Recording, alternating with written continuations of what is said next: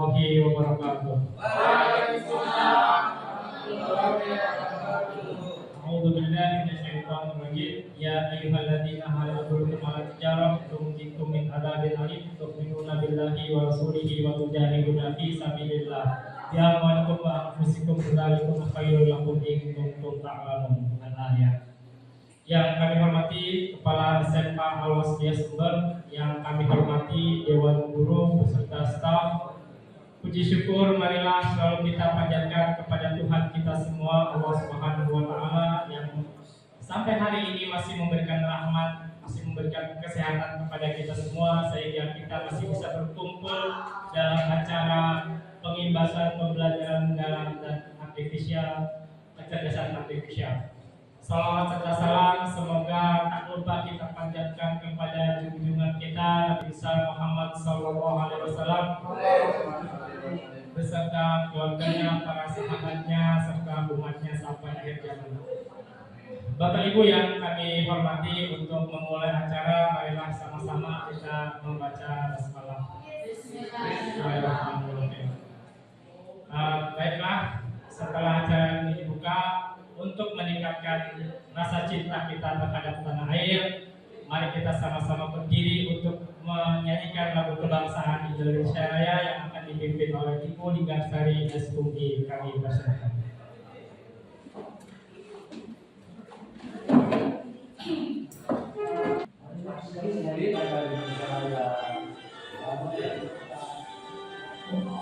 Indonesia tumpah darahku, di sanalah aku berdiri, jadi pandu ibuku. Indonesia kebangsaanku, bangsa dan tanah airku, marilah kita berseru, Indonesia bersatu. Hiduplah tanahku, hiduplah negeriku, bangsaku, rakyatku semuanya. Bangunlah jiwanya, bangunlah badannya, untuk Indonesia Raya. Indonesia Raya, merdeka, merdeka, tanahku, negeriku yang ku cinta. Indonesia Raya, merdeka, merdeka, hiduplah Indonesia Raya.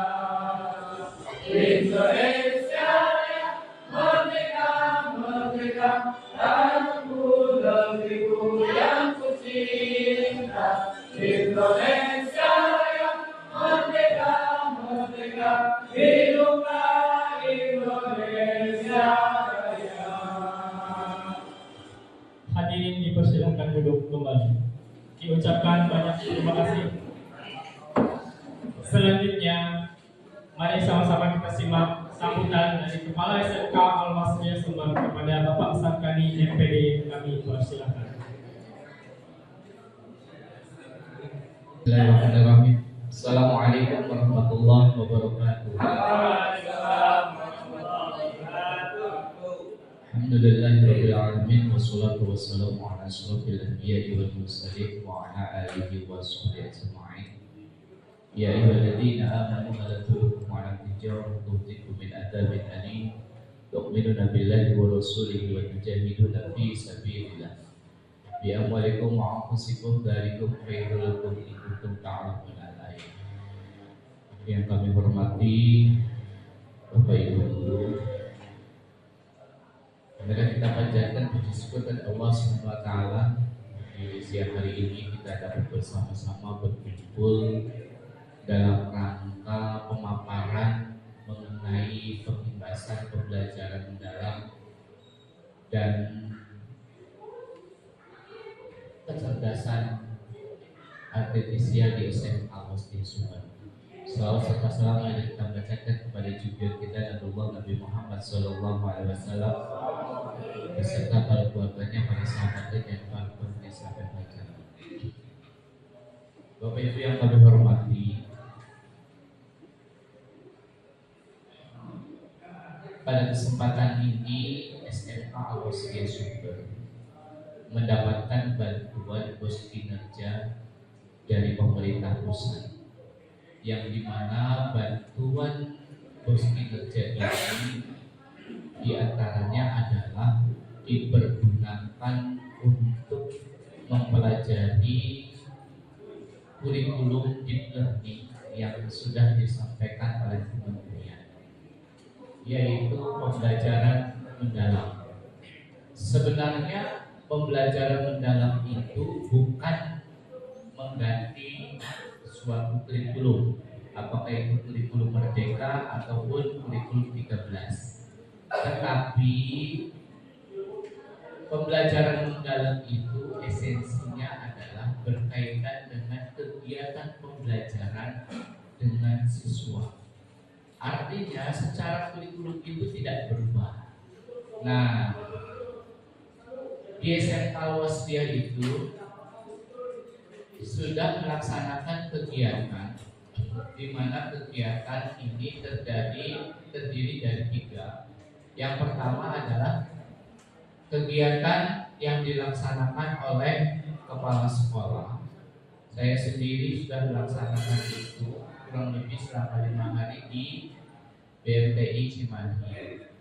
Selanjutnya ada coding dan kecerdasan artifisial, kemarin juga sudah dilaksanakan kurang lebih 5 hari di Universitas Muhammadiyah Cirebon. Dan selanjutnya ada 3 guru imbas dari pembelajaran mendalam ini yang sudah diberikan materi. Pada hari ini ilmu-ilmu yang sudah didapatkan dari beberapa teman kita yang sudah melaksanakan kegiatan, walaupun ini kegiatan berakhir sampai bulan November, kita akan bersama-sama, di antaranya adalah berbagi ilmu yang sudah kami dapatkan berkaitan dengan pembelajaran mendalam. Dan juga karena sekarang itu pembelajaran mendalam, salah satunya adalah visi misi dan tujuan SMK Al-Wasliyah akan direview, akan dievaluasi, dan insya Allah kami akan merubah itu. Dan kami akan sampaikan kepada Bapak Ibu semua, sehingga Bapak Ibu semua itu bisa Bapak Ibu memahami berkaitan dengan pembelajaran mendalam. Hanya saja, seperti apakah pembelajaran mendalam itu yang nanti akan disampaikan oleh teman-teman kita yang ada di depan, sehingga Bapak Ibu akan lebih tahu apa itu pembelajaran mendalam. Khususnya diantaranya adalah membuat sebuah RPP yang sesuai dengan pembelajaran mendalam. Bapak Ibu yang kami hormati, kegiatan ini sangat penting sekali. Oleh karena itu mohon Bapak Ibu mengikutinya. Bapak Ibu bisa berdiskusi, bisa bermusyawarah bersama teman-teman kita yang di depan, sehingga visi, misi dan tujuan dari SMK Al-Wasliyah itu akan tercapai sesuai dengan pembelajaran mendalam. Dan itu saja yang dapat kami sampaikan. Mudah-mudahan acara ini berjalan dengan lancar. Nasrul minallahi wa fathun qarib wa basyiril mu'minin. Wassalamualaikum warahmatullahi wabarakatuh. Waalaikumsalam warahmatullahi wabarakatuh. Diucapkan banyak terima kasih kepada Bapak Sarkani PD selaku Kepala SMK Al-Wasliyah Sumber atas sambutannya. Selanjutnya adalah acara inti, di mana acara ini nanti rekan-rekan kita akan memaparkan dari pengimbasan pembelajaran dalam dan kecerdasan artifisial. Sejak saat ini nanti acara akan kami serahkan, akan diambil alih oleh Ibu Lina Nur Halimatus Sadiah. Ya, bismillahirrahmanirrahim. Ya. Assalamualaikum warahmatullahi wabarakatuh. Kita bisa sambil berdiri dulu ya. Berdiri dulu, nanti ice breaking dulu sebentar.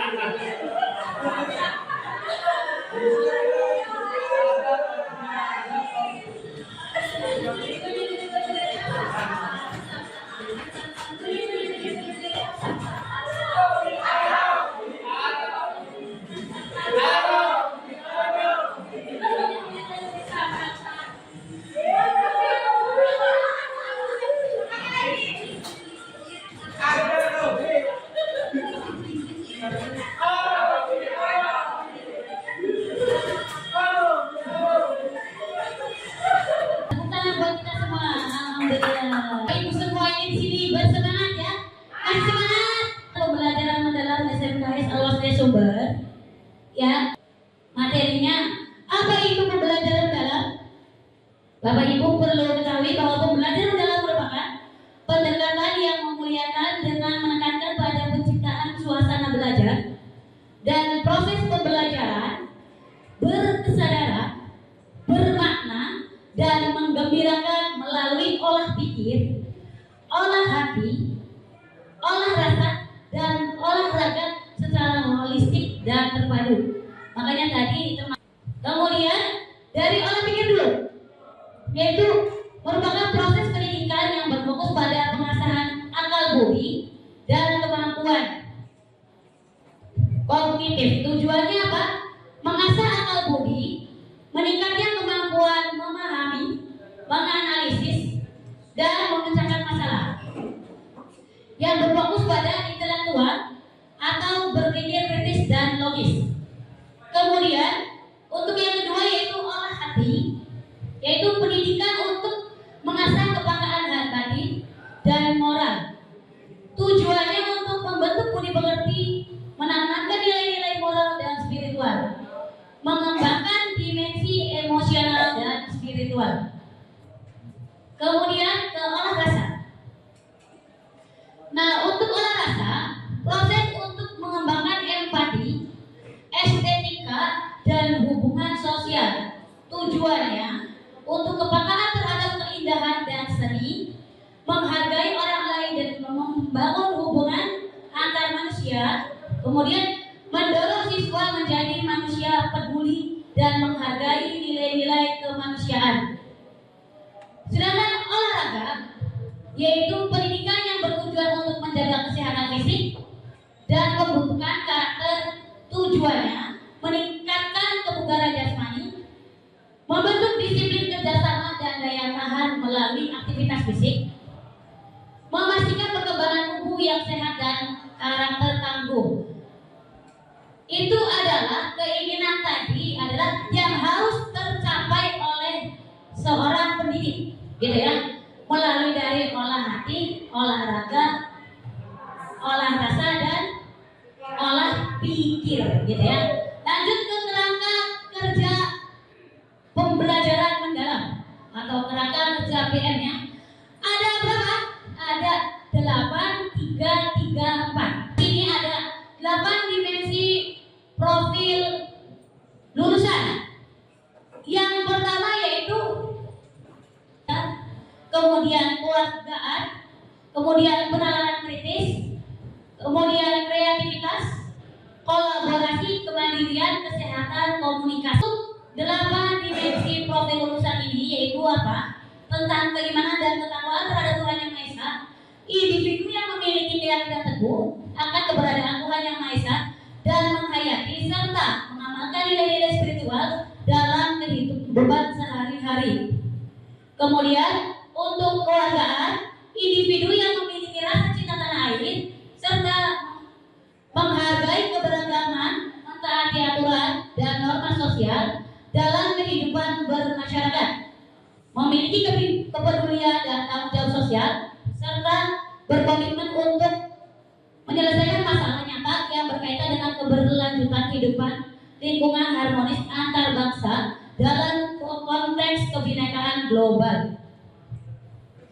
Sedangkan penalaran kritis yaitu individu yang mampu berpikir secara logis, analitis, dan reflektif dalam memahami, mengevaluasi, serta memproses informasi untuk menyelesaikan masalah. Lanjut, yaitu kreativitas, individu yang mampu berpikir secara inovatif, fleksibel, dan orisinal dalam mengolah ide atau informasi untuk menciptakan solusi yang unik dan bermanfaat. Sedangkan yang kelima yaitu kolaborasi, individu yang mampu bekerja sama secara efektif dengan orang lain, gotong royong untuk mencapai tujuan bersama melalui pembagian peran dan tanggung jawab. Untuk yang keenam yaitu kemandirian, individu yang bertanggung jawab atas proses dan hasil belajarnya sendiri dengan menunjukkan kemampuan untuk mengambil inisiatif, mengatasi hambatan, dan menyelesaikan tugas secara tepat tanpa bergantung pada orang lain. Kemudian yang ketujuh yaitu kesehatan, individu yang memiliki fisik yang prima, bugar, sehat, dan mampu menjaga keseimbangan kesehatan mental dan fisik untuk mewujudkan kesejahteraan lahir dan batin. Komunikasi, individu yang memiliki kemampuan komunikasi intrapribadi untuk melakukan refleksi dan antar pribadi untuk menyampaikan ide, gagasan, dan informasi baik lisan maupun tulisan serta berinteraksi secara efektif dalam berbagai situasi. Nah, itu tadi yaitu 8 dimensi lulusan. Kemudian yang ketiga, yang ada 3 tadi, yaitu apa? Prinsip pembelajaran mendalam. Nah, di sini prinsip pembelajaran mendalam itu kita harus berkesadaran, bermakna, dan menggembirakan. Jadi ketika pada pelaksanaan di learning itu bukan kurikulum ya, tapi pendekatan, ya pendekatan.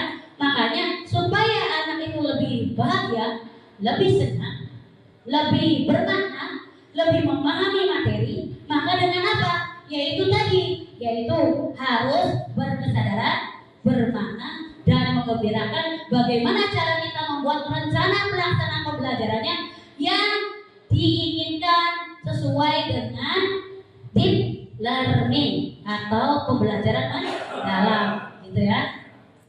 Lanjut, di dalam penerapan prinsip pembelajaran mendalam ada berkesadaran. Karakteristiknya yaitu kenyamanan murid dalam belajar, fokus, konsentrasi dan perhatian, kesadaran terhadap proses berpikir, keterbukaan terhadap perspektif baru, keingintahuan terhadap pengetahuan dan pengalaman baru. Untuk contoh pelaksanaan, memberi pertanyaan romantik yang memacu keingintahuan murid. Ya, biasanya kita di dalam RPP sudah menggunakan pertanyaan romantik yang briefing dulu seperti tadi, gitu ya, untuk memusatkan perhatian murid kepada kita. Kemudian memastikan murid mengetahui apa yang akan dicapai, menunjukkan kebermanfaatan diri, hasil belajar murid, melaksanakan pembelajaran yang interaktif, menyiapkan lingkungan pembelajaran yang nyaman supaya lebih Ya, gitu. Makanya supaya anak itu akan sadar sepenuhnya di dalam ruangan, maka dengan apa? Ya itu tadi, dengan memfokuskan anak untuk harus fokus dulu anaknya supaya lebih bermakna. Nah, di sini karakteristiknya yaitu relevan dengan kehidupan nyata. Ya. Kemudian keterkaitan dengan pengalaman sebelumnya, kebermanfaatan pengalaman belajar untuk diterapkan dalam konteks baru, keterkaitan dengan bidang ilmu lain, pembelajar sepanjang hayat. Contohlah misalkan saya ini kebetulan guru IPS misalkan. Nah ini tentang apa? Tentang interaksi sosial. Maka kita harus bagaimana cara berinteraksi. Oh saya sudah sering melihat nih interaksi sosial itu seperti apa, gitu ya. Itu. Makanya kaitkan dengan pengalaman anak, gitu ya. Kemudian contoh pelaksanaannya yaitu mengembangkan pembelajaran yang sesuai dengan permasalahan sehari-hari. Kemudian melibatkan murid dalam merancang pembelajaran seperti memilih proyek, menentukan isi dan lain-lain. Kemudian menunjukkan ilustrasi yang menggambarkan perbedaan antara kenyataan dan pengetahuan yang dimiliki. Ini juga agar lebih bermakna bisa stimulusnya dengan melalui video pembelajaran yang pertama dulu, gitu ya. Awalin untuk sebelum kita memberikan materi kepada siswa atau murid ya. Kalau sekarang namanya murid, mohon maaf ya. Kalau dulu namanya siswa, kemudian berubah menjadi peserta didik. Kalau sekarang itu dirubah menjadi murid, gitu ya. Kemudian di sini untuk lanjutannya tadi ilustrasi tadi ya, menggambarkan di awal dulu mungkin kita dikasih stimulus berupa video gambaran tentang kaitannya dengan kehidupan nyata yang ada di dalam pembelajaran kita. Ini video-video yang untuk membuat kita itu semakin terbuka terhadap materi dan semakin ingin lebih tahu terhadap materi, gitu ya. Kedua yaitu menggembirakan. Ya, tadi bermakna, kemudian menggembirakan, yaitu apa? Lingkungan pembelajaran yang interaktif, aktivitas pembelajaran yang menarik, menginspirasi, tantangan yang memotivasi, tercapainya keberhasilan belajar, aha moment atau guru sebagai contoh pelaksanaannya, guru sebagai fasilitator pembelajaran, kemudian memberikan dukungan dan tantangan yang sesuai dengan kemampuan. Ada 3 yaitu memahami, mengaplikasi, dan merefleksi. Ini yang tadi, yang 3 tadi ya, yang tadi 3 yang kedua ya.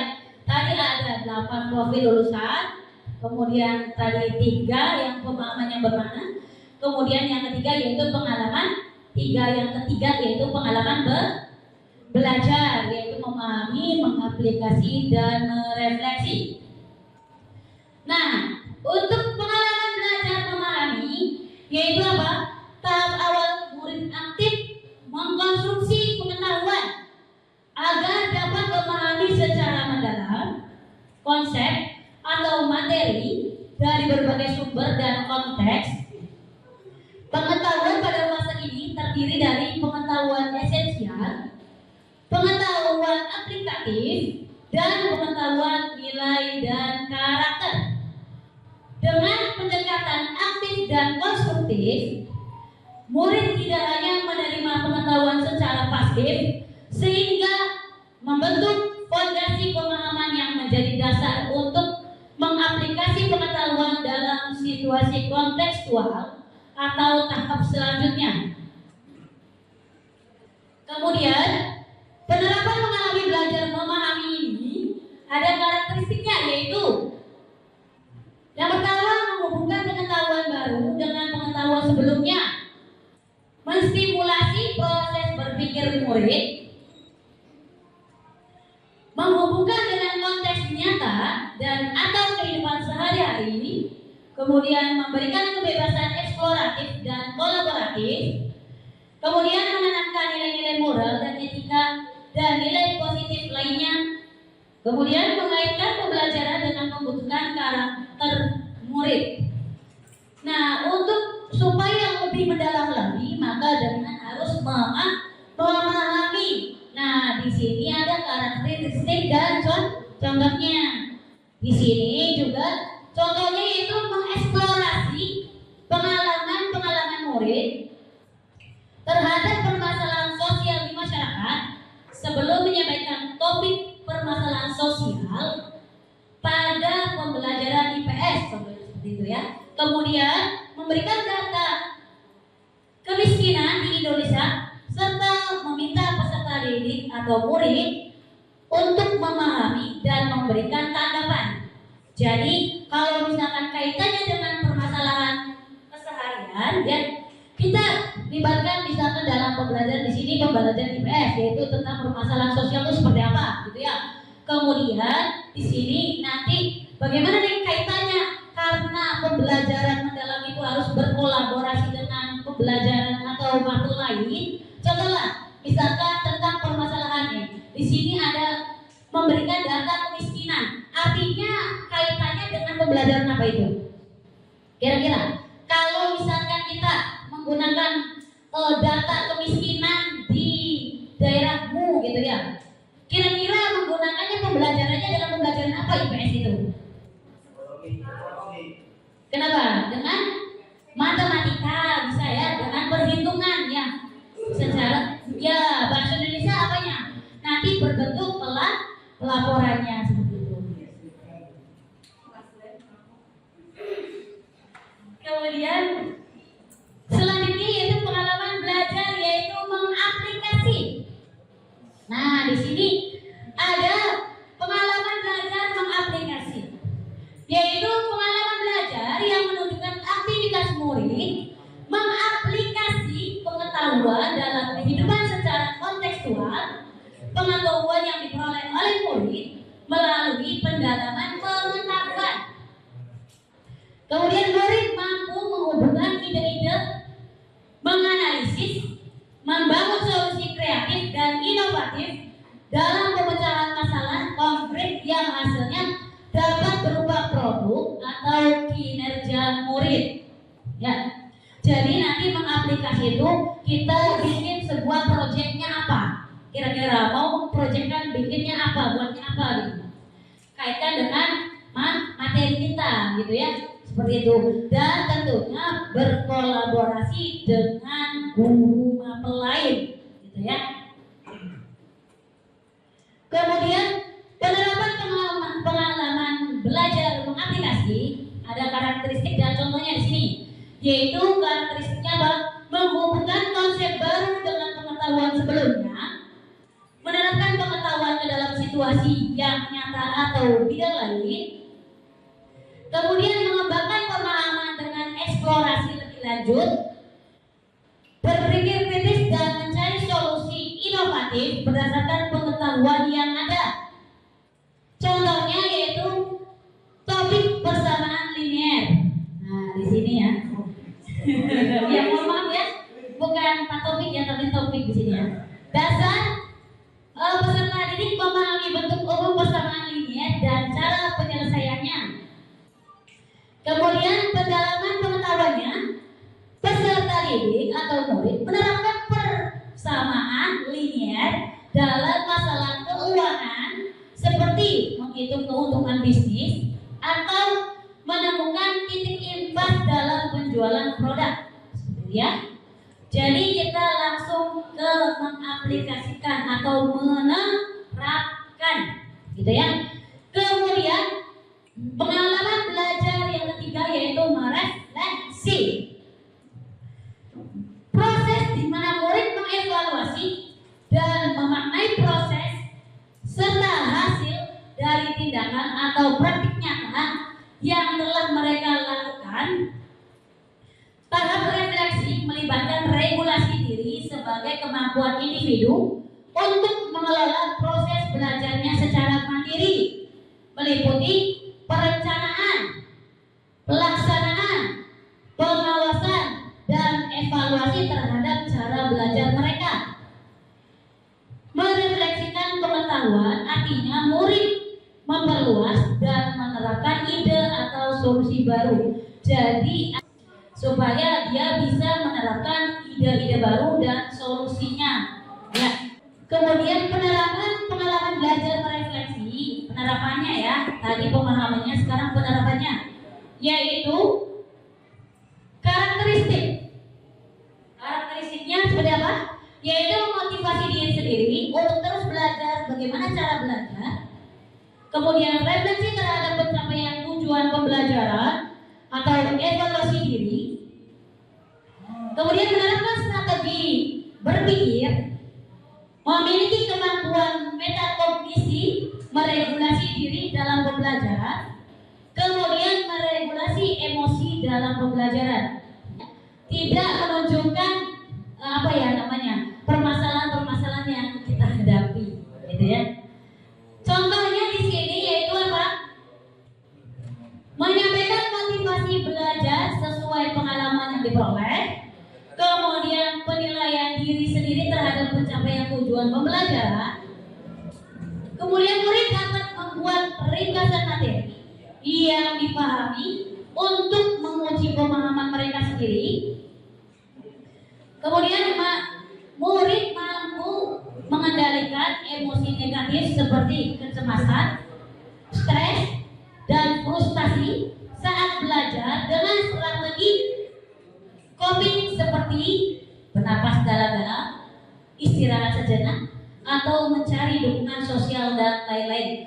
Ini Guru berfokus pada pengalaman belajar murid yang otentik, mengutamakan praktek nyata, mendorong keterampilan berpikir tingkat tinggi dan kolaborasi. Jadi bukan hanya guru itu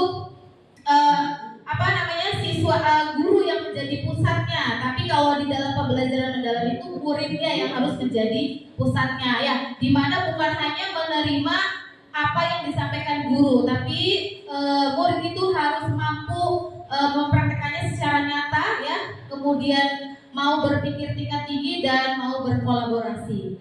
Nah, di sini ada penerapan berbagai macam, di salah satunya ya di sini untuk praktek pedagogis itu adalah penerapan berbagai macam model pembelajaran. Di antaranya bisa pembelajaran berbasis proyek, pembelajaran berbasis masalah, inquiry, dan pembelajaran cooperative learning dan lain-lain. Kemudian untuk di dalam praktek pedagogis juga menggunakan media belajar ya, dan yang terakhir adalah menyediakan berbagai sumber belajar ya, jadi tidak monoton. Selanjutnya yang kedua adalah kemitraan pembelajaran. Kemitraan pembelajaran ini membentuk hubungan yang dinamis antara guru dengan murid, murid dengan murid, dengan orang tua, komunitas, dan mitra profesional. Pendekatan ini memindahkan kontrol pembelajaran dari guru saja menjadi kolaborasi bersama. Jadi bukan hanya satu guru saja, tapi nanti bisa dengan guru lain atau dengan orang tua atau dengan Dudi ya. Kalau misalkan di SMK mungkin ya tempat prakerin seperti itu ya. Jadi nanti bisa mengenai kemitraan pembelajaran. Nah, contohnya tadi di lingkungan sekolah itu bisa dengan kepala sekolah, pengawas sekolah, guru, murid, dan lainnya. Lingkungan luar sekolah bisa juga dengan MGMP, terus mitra profesional yang tadi sudah disebutkan ya. Kemudian masyarakat, itu tadi orang tua, komunitas, tokoh masyarakat, organisasi keagamaan, dan atau budaya serta lainnya. Lanjut yang ketiga yaitu adalah lingkungan pembelajaran. Lingkungan pembelajaran menekankan integrasi antara ruang fisik, ruang virtual, dan budaya belajar untuk mendukung pembelajaran mendalam. Ya, jadi lingkungan itu bukan hanya ruang fisik saja, ya seperti kelas, seperti itu ya, lingkungan sekolah, tapi juga menggunakan ruang virtual.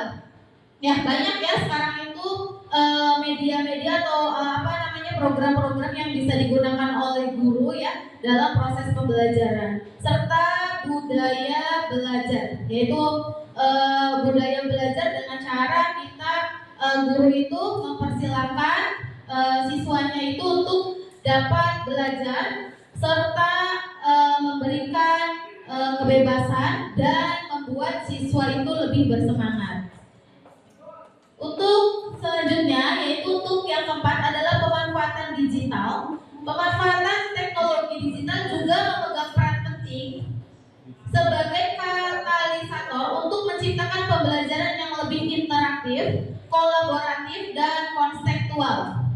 Di sini tersedianya beragam sumber belajar menjadi peluang menciptakan pengetahuan bermakna pada murid.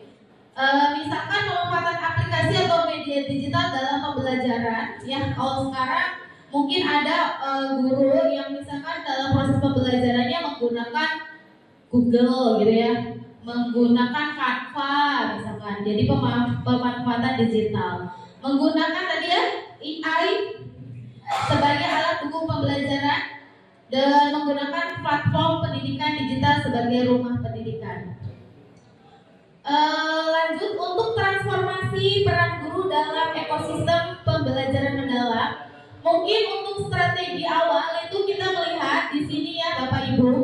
Kalau dulu itu sebelum pembelajaran mendalam itu piramidanya itu ya dari pemerintah pusat dulu, pemerintah daerah, kepala sekolah, kemudian guru. Jadi kalau dulu itu guru itu hanya sebagai pelaksana kebijakan. Tapi pada pembelajaran mendalam ini nanti terbalik ya. Jadi guru dulu yang di atas. Guru, kepala sekolah, pemerintah daerah dan pemerintah pusat. Di mana di sini guru itu sebagai penggerak perubahan untuk menciptakan budaya belajar yang bermakna, berinovatif dan konseptual. Ya, jadi terbalik seperti itu ya. Kemudian untuk guru di sini sebagai aktivator, guru sebagai kolaborator, dan guru sebagai pengembang budaya belajar. Ya, jadi semuanya itu berpusatnya ke guru kalau dalam untuk hal ininya ya, untuk susunan dari pemerintahannya. Kemudian dilanjut ada 4 komponen minimum rangka pembelajaran mendalam. Yang pertama di sini ada identifikasi, kemudian ada desain pembelajaran, ketiga ada pengalaman belajar, dan yang terakhir ada asesmen. Komponen-komponen ini yang akan nantinya bisa Bapak Ibu buat dalam RPP. Ya. Yang pertama adalah identifikasi. Di identifikasi ini terdapat mengidentifikasi kesiapan murid, kemudian memahami karakteristik materi pelajaran, dan menentukan dimensi profil lulusan.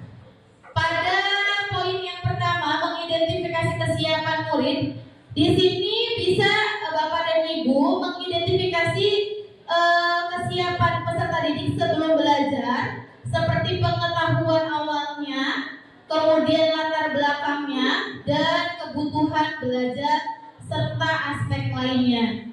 Kemudian yang kedua, memahami karakteristik materi pelajaran.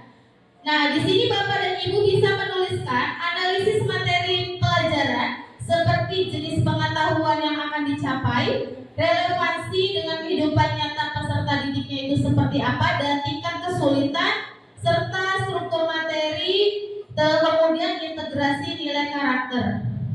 Selanjutnya yang ketiga adalah menentukan dimensi profil lulusan. Nah, berdasarkan tadi ya, untuk pengetahuan awalnya, materinya, nanti profil dimensi profil lulusan apa yang akan dipilih atau yang nanti akan menjadi tujuannya, seperti itu. Tujuan siswa itu atau murid itu ketika selesai pembelajaran itu seperti apa. Kemudian yang kedua, desain pembelajaran tadi menentukan capaian pembelajaran ya, menentukan CP sesuai dengan fasenya. Nah, kita di SMK ini berarti fase apa? Fase E ya. Dan F ya, kalau misalkan kelas 10 E, kalau kelas 11 12 F gitu ya. Selanjutnya adalah menentukan topik pembelajaran yang konseptual dan relevan. Ya, di sini lanjut mengintegrasikan lintas disiplin ilmu yang relevan dengan topik. Kayak tadi Bu Lina itu menyampaikan mengenai IPS ya Bu Lina, mengenai sensus tadi ya. Nah, itu bisa lintas disiplin ilmunya itu IPS ya, bergabung atau lintas disiplin ilmunya itu dengan tadi matematika ya, dengan bahasa Indonesia. Nah, seperti itu ya. Menentukan tujuan pembelajaran, kemudian menentukan kerangka pembelajaran, praktik pedagogi Kuis Kemitraan Pembelajaran, Lingkungan Pembelajaran, dan Pemanfaatan Digital yang tadi sudah saya sampaikan. Berarti nanti dipilih itu strateginya atau praktek pedagogisnya mau menggunakan apa, kemitraan pembelajarannya itu dengan siapa, dan lain sebagainya. Selanjutnya ada pengalaman belajar. Di sini merancang pembelajaran dengan prinsip kesadaran, bermakna, dan menggembirakan, ya sesuai dengan tadi yang sudah Bu Lina sampaikan. Kemudian merancang tahap pembelajaran dengan langkah kegiatan awal, inti, dan penutup. Ya, awal tadi bisa diberikan pertanyaan pemantik, ya, mengabsen seperti itu. Kemudian nanti inti dan terakhir adalah penutup. Selanjutnya mendeskripsikan pengalaman belajar, memahami, mengaplikasikan, dan merefleksikan. Kemudian yang keempat adalah asesmen. Asesmen ini ada asesmen pada awal pembelajaran, ada asesmen pada proses pembelajaran, dan asesmen pada akhir pembelajaran. Ya, jadi biasanya guru sebelum memulai pembelajaran itu kita melakukan asesmen awal pembelajaran dulu. Bisa tadi dengan pertanyaan pemantik, kemudian nanti pada proses pembelajaran bisa dengan cara berdiskusi, kelompok, kemudian presentasi, dan pada akhir pembelajaran nanti bisa diadakan kuis secara mandiri, misalkan seperti itu dengan pemanfaatan digital yang ada. Selanjutnya ini asesmen dalam pembelajaran mendalam. Asesmen atau penilaian adalah proses pengumpulan dan pengolahan informasi untuk mengetahui kebutuhan belajar dan capaian perkembangan atau hasil belajar murid. Jadi melalui asesmen atau penilaian kita bisa mengetahui seberapa paham siswa, seberapa siswa itu menerima apa yang sudah kita sampaikan ataupun yang sudah mereka lakukan dalam kegiatan pembelajaran. Asesmen dapat menggunakan beragam teknik atau instrumen penilaian yang sesuai dengan tujuan belajar. Dan tujuannya belajarnya itu apa nanti bisa disesuaikan dengan asesmen yang akan diambil. Untuk prinsip asesmen tersendiri di sini ada 3, yaitu berkeadilan, objektif, dan edukatif. Ya, yang pertama di sini berkeadilan, yaitu pendidik melakukan penilaian yang tidak bias oleh latar belakang, identitas, atau kebutuhan khusus peserta didik. Jadi di sini berkeadilan yang artinya guru itu tidak boleh curang, ya, tidak boleh memandang latar belakang murid. Jadi harus adil gitu untuk memberikan penilaian. Kemudian objektif, penilaian yang didasarkan pada informasi faktual dan pencapaian perkembangan atau hasil belajar peserta didik. Ya, jadi si A yang mengerjakan otomatis yang dinilai juga si A, harus objektif ya. Kemudian edukatif, yaitu penilaian yang hasilnya digunakan sebagai umpan balik bagi pendidik, peserta didik, dan orang tua untuk meningkatkan proses pembelajaran dan hasil belajar. Ini selanjutnya pengembangan asesmen pada pembelajaran mendalam, yaitu ada asesmen formatif dan sumatif. Di mana kalau asesmen formatif itu perlu dikuatkan untuk memberikan umpan balik selama proses pembelajaran. Nah, dilakukan secara bertahap dan berkelanjutan untuk mencapai level pembelajaran mendalam. Mempertimbangkan 3 pengalaman belajar, yaitu memahami, mengaplikasi, dan merefleksi. Ya, jadi kalau pada asesmen formatif itu biasa dilakukan di awal dan proses, selama awal dan proses pembelajaran. Sedangkan untuk asesmen sumatif itu dilaksanakan untuk mengetahui capaian pembelajaran secara menyeluruh. Ya, jadi di akhir, makanya kalau misalkan asesmen sumatif itu biasanya di akhir untuk mengetahui sejauh mana murid itu dapat mengetahui capaian pembelajarannya. Ya. Selanjutnya untuk pembelajaran mendalam, mendorong adanya transfer skill agar dapat menerapkan pengetahuan, sikap, dan keterampilan pada kehidupan nyata. Nah, di sini asesmen yang digunakannya bertujuan untuk memahami sejauh mana kedalaman pemahaman yang telah dicapai, merancang aktivitas belajar yang mendorong murid untuk naik ke level pemahaman yang lebih kompleks, memberikan umpan balik yang lebih tepat sasaran berdasarkan level pemahaman. Ini ya tadi yang asesmen formatif, yaitu asesmen yang bertujuan untuk memberikan umpan balik bagi pendidik dan murid untuk memperbaiki proses belajar. Untuk asesmen formatif, di sini ada awal pembelajaran dan di dalam proses pembelajaran. Kalau pada awal itu dilakukan untuk mengetahui kesiapan murid untuk mempelajari materi ajar dan mencapai tujuan belajar yang direncanakan. Kalau dalam proses itu untuk dilakukan selama proses pembelajaran untuk mengetahui perkembangan murid dan sekaligus memberikan umpan balik yang tepat. Dan untuk asesmen sumatif di sini dilakukan untuk memastikan ketercapaian tujuan belajar. Nah, biasanya kalau kita kan ada akhir semester seperti itu ya, asesmen sumatif nanti bisa untuk penentu kenaikan kelas atau kelulusan. Untuk asesmen pada pembelajaran mendalam ini juga untuk formatif dan sumatif ditetapkan dengan menekankan pada asesmen otentik dan holistik. Di mana kalau otentik itu penilaian yang mempresentasikan realitas kehidupan atau konteks sehari-hari berfokus proses dan produk belajar dalam konteks yang nyata dan bermakna. Nah, tujuan dari asesmen otentik ini adalah mengukur kompetensi nyata seperti pemecahan masalah, berpikir kritis, berpikir kreatif, kolaborasi, dan komunikasi. Sedangkan kalau holistik, ini penilaian yang melihat keseluruhan aspek kemampuan siswa, ya baik pengetahuan, keterampilan, maupun sikap. Nah, itu adalah asesmen otentik dan holistik.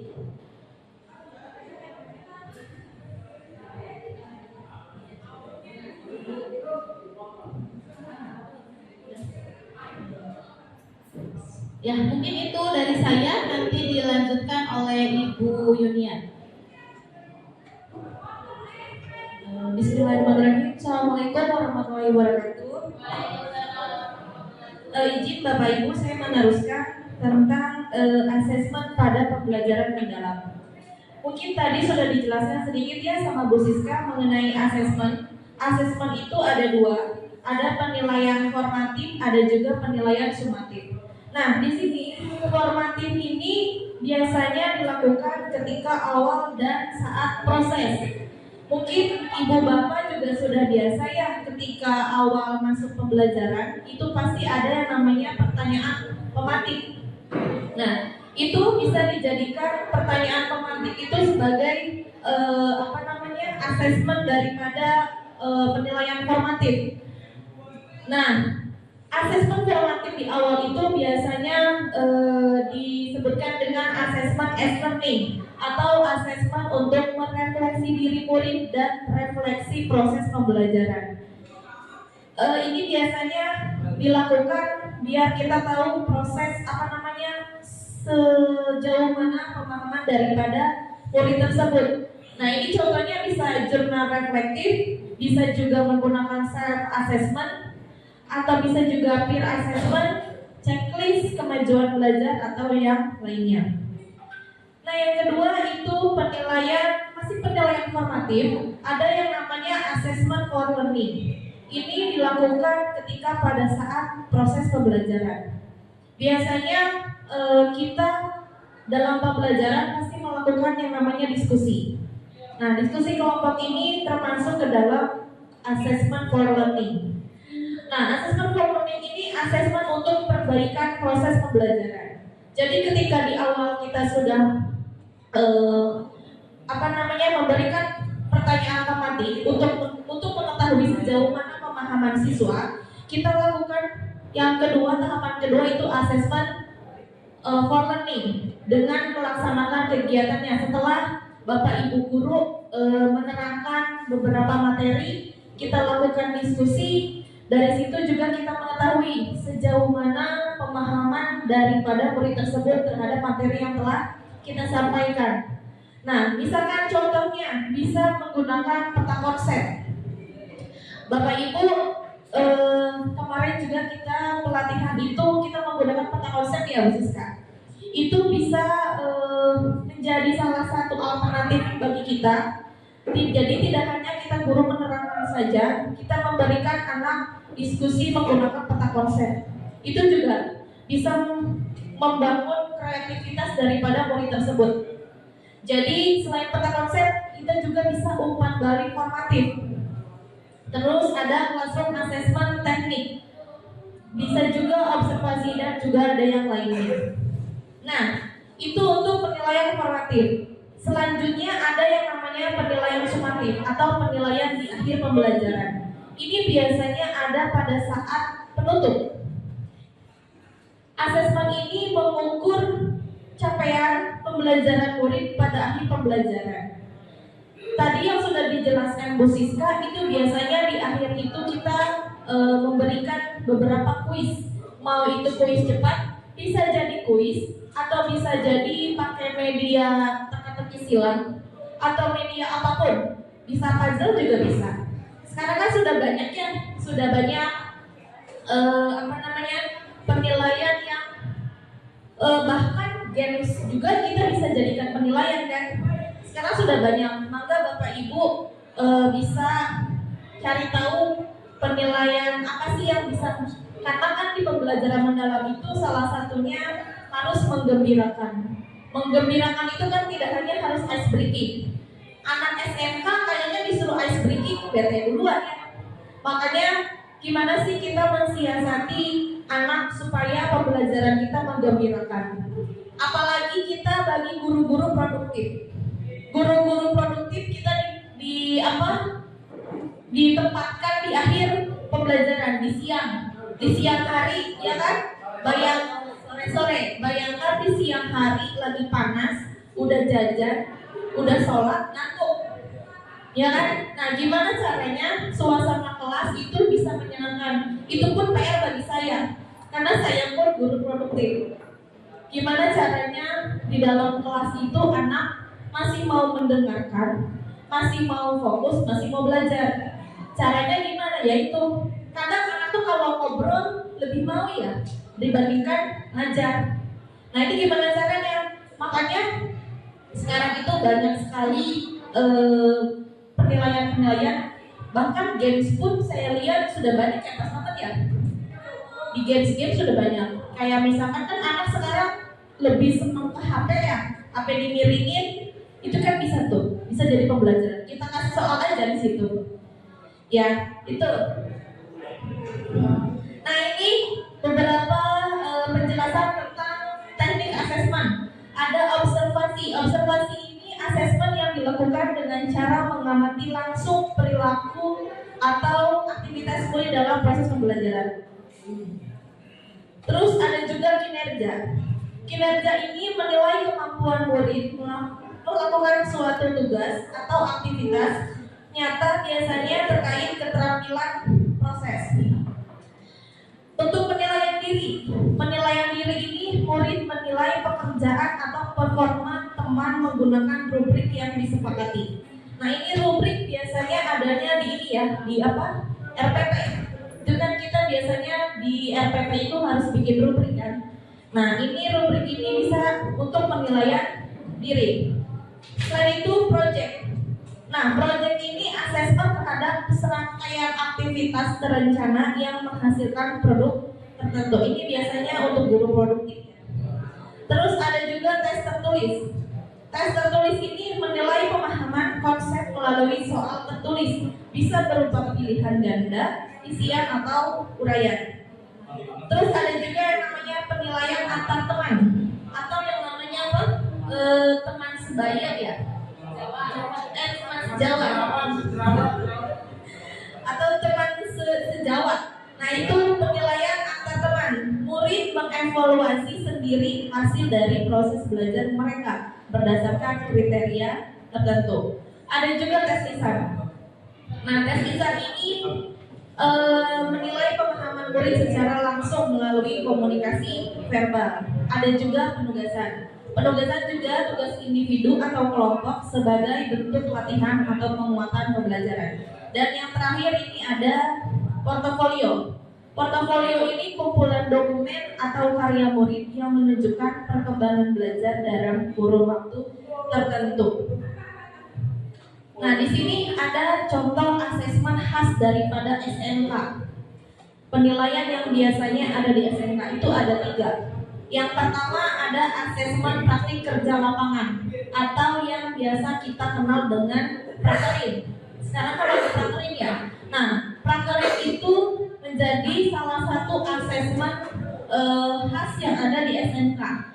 Semua sekolah SMK juga pasti prakerin ya, Bu Lina ya. Itu pasti. Makanya prakerin itu kita sebagai guru, kita sebagai pembimbing, gimana caranya anak itu tidak hanya datang ke dinas, datang ke tempat bengkel, datang ke tempat servis komputer. Saya pribadi itu pasti bilang ke anak-anak, tolong ambil ilmu meskipun hanya sedikit. Kita nggak tahu ilmu itu bermanfaat sekarang atau tidak, tapi bisa jadi ilmu yang kita dapatkan di tempat prakerin atau di lapangan itu bisa jadi bermanfaat di 2, 3, atau 5 tahun ke depan. Betul ya Bapak Ibu ya? Bisa jadi begitu. Mungkin anak menganggapnya cuman prakerin gak ada manfaatnya apa-apa. Tapi kan siapa tahu 5 tahun ke depan ilmu yang didapat itu bisa bermanfaat di kemudian hari. Nah, itu biasanya yang saya sampaikan ke anak-anak. Jadi ketika prakerin itu jangan sampai hanya ya udah sekadar menggugurkan kewajiban. Terus ada juga yang namanya ujian unit kompetensi atau UUK. Ini sama halnya dengan ujian kompetensi kejuruan atau yang kita kenal dengan uji kom. Ini sama, tetapi yang membedakan kalau uji kom itu kita berhubungan dengan pihak eksternal. Tetapi kalau UUK atau ujian unit kompetensi itu dilakukan hanya untuk intern, dilakukan hanya untuk sekolah, untuk sama-sama mengetahui kemampuan anak.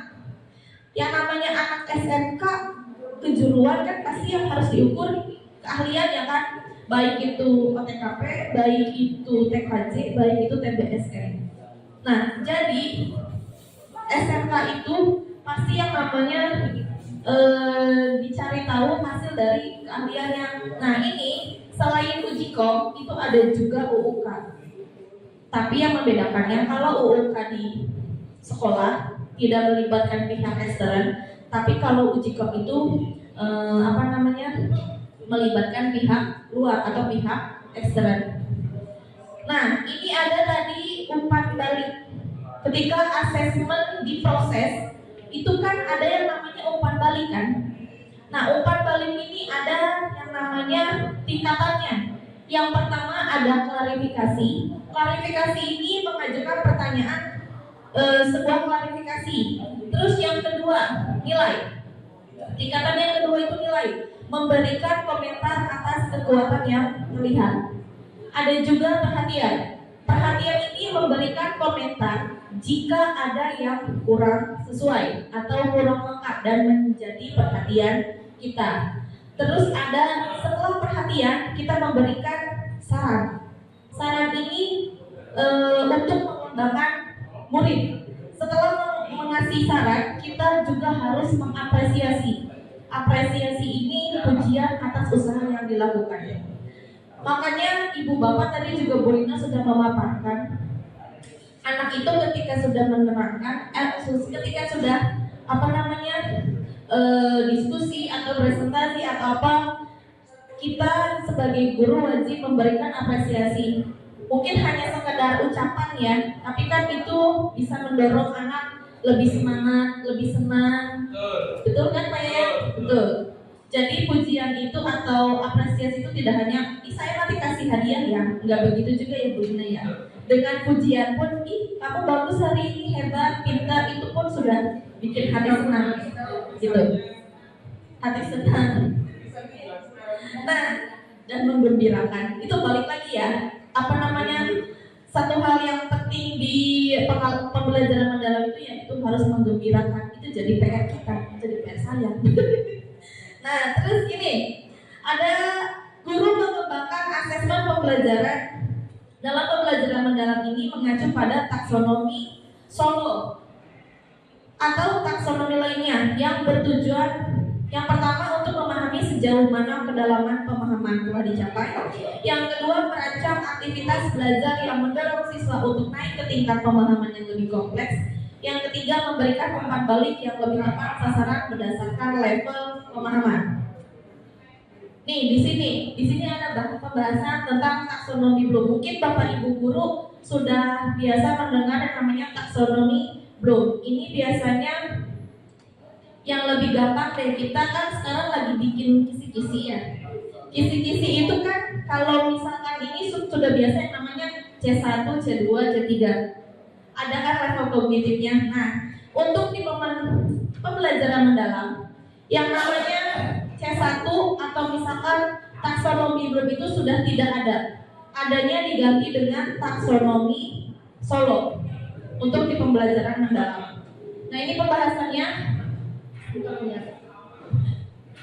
Untuk taksonomi Solonya aja di sini ada prastruktural, ada unistruktural, ada multistruktural, ada relasional, dan juga ada berpikir abstrak yang mendalam.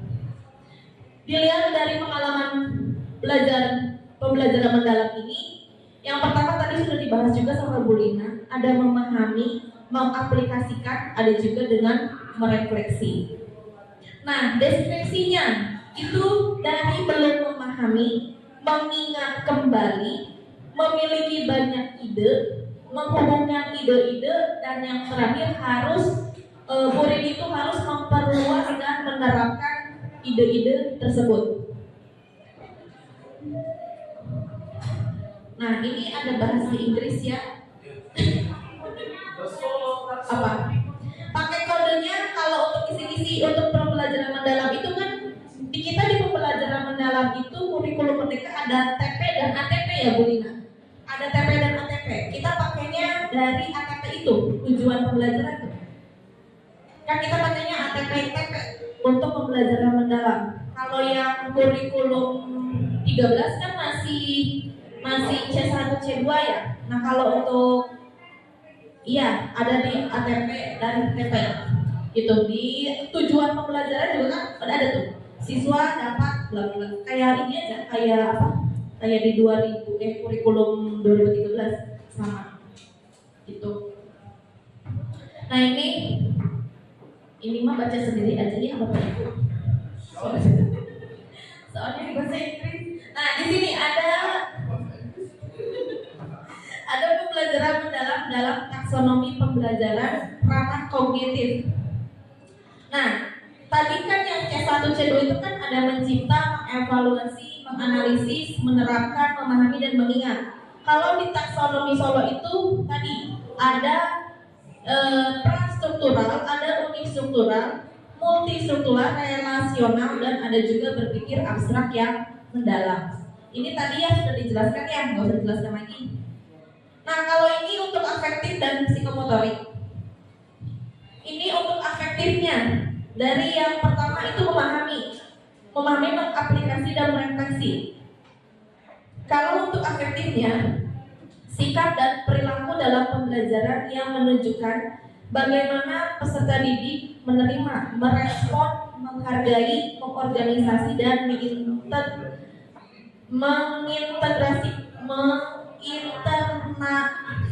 menginternalisasi nilai-nilai dalam kehidupan nyata. Contohnya misalkan guru memfasilitasi diskusi tentang isu sosial dan meminta peserta didik untuk menuliskan refleksi tentang sikap mereka. Jadi intinya dari pembelajaran mendalam itu harus disambungkan dengan kehidupan nyata. Makanya ada bahasa tadi lintas mata pelajaran. Jadi itu harus yang saya dapat ketika pelatihan kemarin itu intinya pembelajaran mendalam ini pokoknya pembelajaran yang kita ajarkan itu harus disambungkan dengan kehidupan nyata. Makanya kan tadi contohnya yang IPAS itu, misalkan gini deh, sampah. Misalkan di pelajaran IPAS ada sampah, atau gini deh pelajaran saya, yang gampang aja ya. Misalkan saya ambil pelajaran yang sekarang saya lagi garap itu pelajaran akuntansi keuangan. Akuntansi keuangan itu, jadi misalkan saya butuh transaksi beberapa transaksi, nanti dibuatkan laporan keuangannya.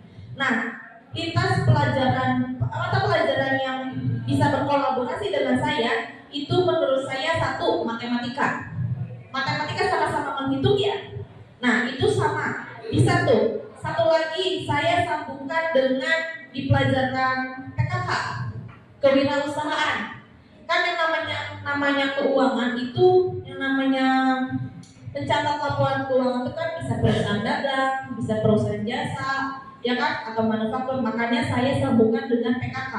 PKK kan kewirausahaan ya, itu nyambung. Nah, tinggal Bapak Ibu nanti ketika mengerjakan RPP, tinggal nih materi ini sambungnya ke pelajaran apa ya, yang nyatanya.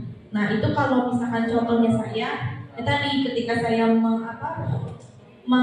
mencatat transaksi beberapa, bikin laporan keuangan, pasti kan matematika tuh hitung, berhubungan sama juga dengan pelajaran KWU.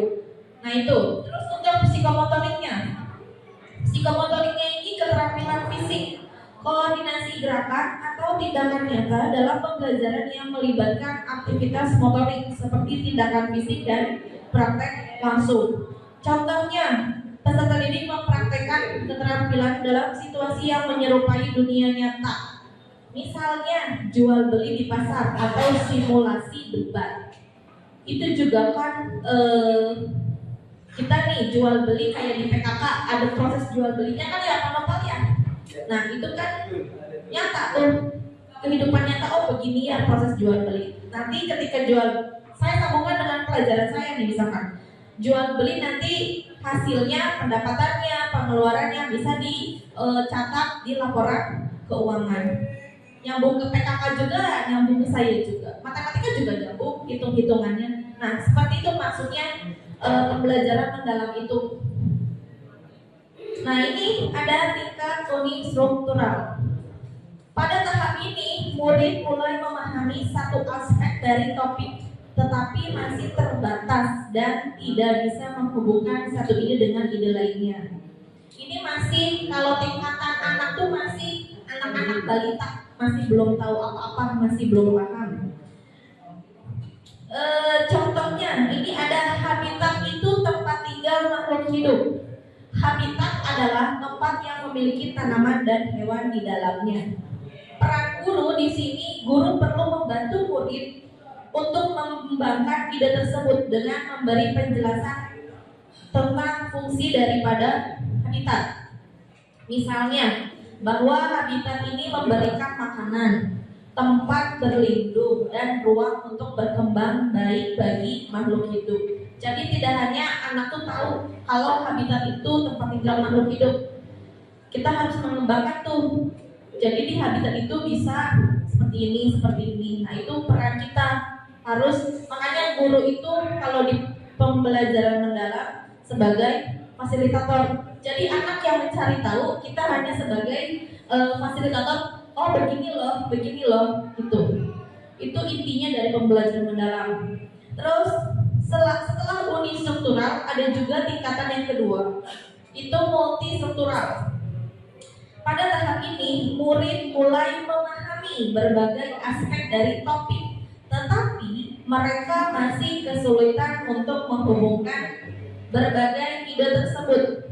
Sudah mulai paham, tetapi anak itu masih belum tahu ini hubungannya kemana.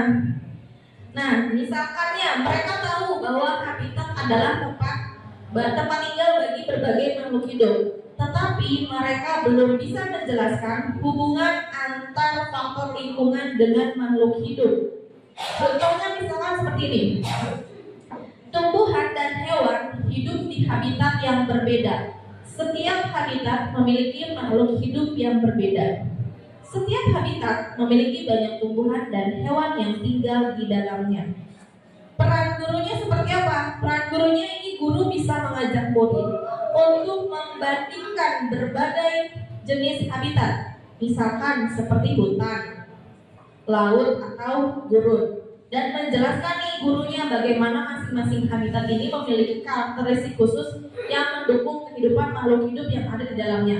Misalkan contohnya ada makhluk hidup yang hanya bisa tinggal di air, ada yang bisa tinggal di darat. Kalau di dua-duanya namanya apa? Amfibi ya. Dua-duanya tuh amfibi.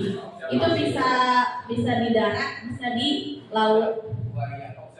Buaya juga bisa ya pesan. Nah, selanjutnya ada tingkat relasional.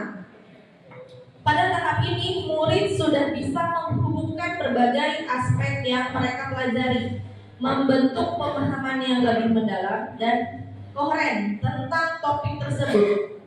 Di sini dalam IPA, murid bisa menjelaskan bagaimana berbagai faktor lingkungan di habitat berhubungan dengan kelangsungan hidup makhluk hidup. Misalnya, mereka bisa menghubungkan suhu, kelembapan, dan sumber makanan dengan keberadaan makhluk hidup di dalam habitat tertentu. Jadi sekarang sudah mulai nih ke suhu. Tadi kan hanya cuma bisa tahu habitat itu tempat tinggal makhluk hidup, terus dicari tahu lagi yang lainnya. Nah sekarang sudah sampai tahap suhu. Anak tuh tahu nih kalau di habitat itu bisa ada suhunya, terus ada kelembapannya, ada sumber makanannya dan yang lain sebagainya. Contohnya di sini misalkan faktor lingkungan seperti suhu, kelembapan dan makanan mempengaruhi apakah makhluk hidup dapat bertahan hidup karena faktor lingkungan di sana mendukung kebutuhan mereka. Yang namanya makhluk hidup ketika berada di hutan atau apa, di situ kan di suatu tempat pasti kan nyari tahu dia bisa tidak bertahan hidup. Nah itu yang harus kita cari tahu. Kita jelaskan bahwa di hutan ini begini-begini. Makhluk hidup A bisa bertahan hidup di hutan ketika misalkan ada faktor makanannya, atau tadi faktor suhunya seperti apa, kelembapannya seperti apa. Kayak yang binatang yang begini, itu kan biasanya suka di tempat-tempat yang lembab, ya kan? Kayak pasaran, suka di tempat yang lembab. Nah itu, jadi lebih paham lagi. Terus di sini ada juga yang namanya tingkat abstrak yang diperluas. Tingkat abstrak yang diperluas. Pada tingkat ini, murid tidak hanya memahami hubungan antara konsep tersebut, tetapi juga dapat berpikir lebih lanjut mengenai implikasi dari pengetahuan mereka. Jadi sudah luas nih idenya. Oh, kalau habitat itu begini. Oh, ada yang namanya suhunya, terus makanannya, ada yang bisa tinggal di laut, ada yang bisa tinggal di hutan, di yang lainnya. Jadi dari satu ide, satu topik tentang habitat, anak tuh dari awal tidak paham ada apa, jadi bisa berkembang ide tersebut. Nah itu sebetulnya konsep daripada pendekatan deep learning atau pendekatan pembelajaran mendalam. Intinya mendalam itu ya nama dalam pembelajarannya. Jadi kita itu, anak itu, murid itu bisa yang tadinya paham tuh nambah paham. Makanya bisa disambungkan dengan pihak luar. Ada yang namanya kemitraan juga, ada yang namanya lintas pelajaran juga. Jadi ini diperluas. RPP-nya pun juga diperluas. Berbeda dengan RPP kurikulum merdeka aja beda ya Bu Lina. Kalau menurut saya yang saya pelajari itu dari RPP kurikulum merdeka aja yang sebelumnya sebelum ada deep learning ini beda. Itu sudah gitu saja yang sudah bisa saya sampaikan. Selebihnya silakan kembali kepada Bu Lina. Assalamualaikum warahmatullahi wabarakatuh. Berikan aplaus. di sini LPP pelaksanaan pembelajaran lanjut atau pembelajaran mendalam gitu ya. Yaitu yang pertama yaitu tentang di sini Satuan Pendidikan SMK Waspada Sumber ya, mata pelajaran akuntansi untuk kelas 11-nya 11F, LPP-nya rencana pelaksanaan pembelajaran yang lebih mendalam lagi atau deep learning dengan penggunaan pendekatan deep learning tadi. Makanya seperti itu, mungkin itu contohnya. Nanti untuk kedepannya Bapak Ibu dimohon untuk membuatnya seperti ini contohnya. Ya, mungkin itu ya yang bisa kami sampaikan. Kami memohon maaf barangkali ada yang karena kami bukan mohon maaf sekali lagi bukan menggurui ya, tapi kami memberikan imbas yang mungkin ya, imbas kepada Bapak Ibu semua. Mudah-mudahan penjelasan yang kami sampaikan bisa membuat Bapak Ibu itu lebih memahami terhadap pembelajaran mendalam atau deep learning ya. Kali banyak kekurangan kami mohon maaf. Cukup sekian ya dari kami, kurang lebihnya mohon maaf atas segala khilaf. Nasrullah untuk kali berbasyirin mu'min. Wassalamualaikum warahmatullahi wabarakatuh.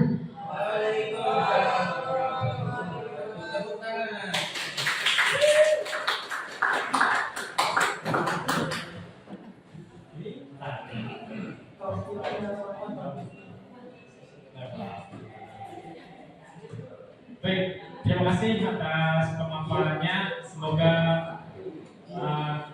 ilmunya bermanfaat. Selanjutnya kita buka sesi tanya jawab kepada Bapak dan Ibu. Dipersilahkan barangkali ada yang ingin bertanya tentang materi yang tadi belum jelas. Dipersilahkan. Atau cukup jelas? Cukup jelas. Baik, pemateri sepertinya peserta ini sudah memahami betul tadi materi yang disampaikan.